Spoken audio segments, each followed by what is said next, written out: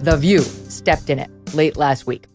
They were covering Turning Point's having its sort of young people summit down in Florida. This is a right-leaning organization. And they saw neo-Nazis protesting whatever they do outside of the event. And this is where Joy and Whoopi went with that video. Watch.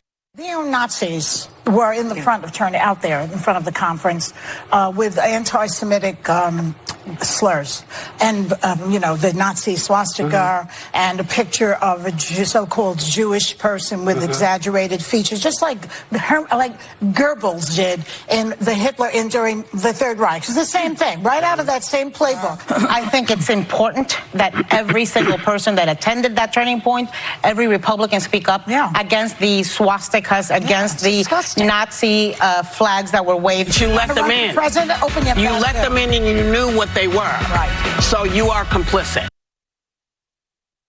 You are an idiot. Because they didn't let them in, Adam, at all. But these, and I'll get to their backtracking in 1 second, but these women can't help themselves. They see an organization like Turning Points holding a youth summit, and they automatically think neo-Nazi.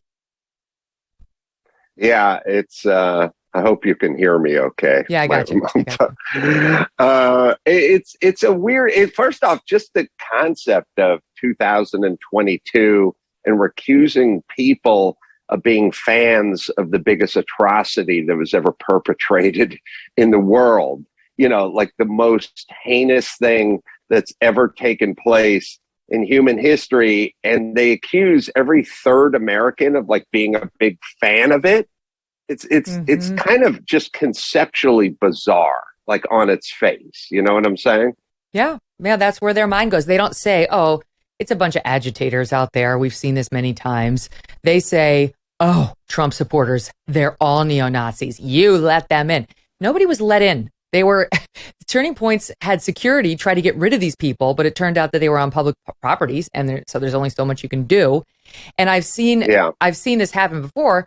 Whoopi clearly had a phone call during the break from what they have at ABC, what they have at NBC, CBS, called Standards and Practices, which is a bunch of old people sitting around a conference table who get paid to just watch what is said and call you up to say, wrong, try to fix it before we close out so we don't get sued.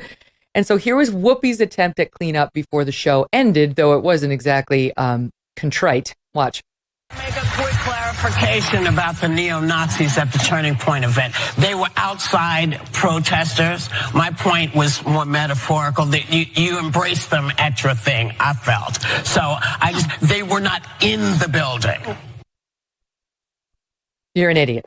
Wrong again. Yes. You did not embrace them metaphorically either. Right. All right. So let's see if we can break it down. First off, it's confusing to me. If you have neo-Nazis protesting outside, aren't they protesting what's going on inside? So when a bunch of trans activists show up at a Dave Chappelle concert, they're protesting Dave Chappelle because they think he's anti-trans, right? Or when the Westboro Baptist Church shows up to Kathy Griffin's stand-up show, they're protesting her because what she says goes against what they say.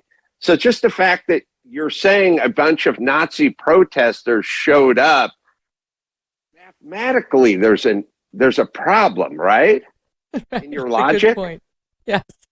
Right. Protesting what? Well, then the people at Standards and Practices got a nasty letter from Turning Point's counsel, which makes perfect sense to me because you got a bunch of young people, innocent college people who want to hear the expression of conservative ideas discussed in a way that doesn't diminish or mock them like you see on every mainstream media offering, including The View. And they get called neo-Nazis. And you know what? That's defamatory.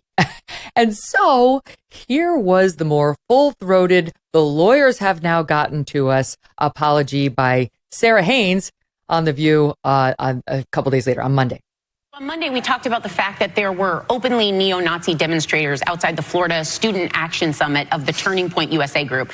We want to make clear that these demonstrators were gathered outside the event and that they were not invited or endorsed by Turning Point USA. A Turning Point USA spokesman said the group, quote, 100% condemns those ideologies, and said Turning Point USA security tried to remove the neo-Nazis from the area but could not because they were on public property. Also, Turning Point USA wanted us to clarify that this was a Turning Point USA summit and not a Republican Party event. So we apologize for anything we said that may have been unclear on these points. They had him dead to rights. Yeah. Well, okay, so let's really break it down. Do they not, before they come out and make these statements, whether it's about Turning Point or whether it's about Nicholas Sandmann or whether it's about Kyle Rittenhouse, or it's about Hunter Biden's laptop, do they not have access to the information that we seem to have access to? You know what I mean? These are news outlets. So you're going after Nicholas Sandmann for rushing in front of the elderly Indian. Do you not have the video footage that shows the Indian guy walking up to him? Because I've seen it. Everyone else has seen it. Do you not have access? Do you not know what went on inside of that? Do you not know they were out on the sidewalk? Do you not know they weren't let into the building? Do you not have statements from Turning Point? Do you not have access to this information? You're a news outlet. Do you not know where Kyle Rittenhouse's dad lives or mom lives, or her mom was working that night, or the gun wasn't transported? Do you not have access to that information? Or Hunter Biden's laptop? Do you not vet it? Do you not have access to the information? You're a news outlet. My argument is you do. You choose not to ingest it, but you do have access to the facts because everyone else sees them the next day or the same day. Mm-hmm. Well, the problem's at least twofold. The first is when the information is not yet at your fingertips, you've just seen a viral clip online, on Twitter, or perhaps right before you go on the air, your bias fills in the gaps, the void, right? That's why you see Nicholas Sandmann immediately as the villain and the Native American guy as the victim when it was exactly the opposite. That's why, conversely, you see Jussie Smollett and you believe every word he says. And you don't pause to just use your common sense before you get more information of what the hell would two MAGA guys be doing walking down Chicago in the middle of the polar vortex at 2:30 in the morning, attacking somebody with a Subway sandwich while they just happen to be carrying a noose and bleach, right? Like you check all your normal reporter skepticism because it's going to confirm your pre-existing belief that Republicans, I mean, really, this is the answer to all of it, are terrible, racists, white supremacists. This is the underlying sin in virtually all of the stories you just mentioned. And once they get the information, they're unwilling to reassess. And that's how you know it truly is bias. Because if it were just innocent mistakes, like, oh shit, I saw the wrong thing and I said the wrong thing, they would just correct it instead of keep making it. Well, you're 100% correct. So when people say, like, how come, as it pertains to COVID, how come nobody has circled back and apologized or said they were wrong? Or Hunter Biden's laptop, okay, they all got that wrong. How come there's no corrections? And my statement is there is a correction when you got something wrong, but there's not a correction when you lied. And that's why there are no corrections, because they were lying from Jump Street. As everyone starts to go back to school over the next few weeks, do good by helping feed kids who are facing hunger and food insecurity. Our partner, Good Ranchers, is on a mission to donate 100,000 high-quality meals to young children who often go unfed or who are malnourished from poor access to nutritious food.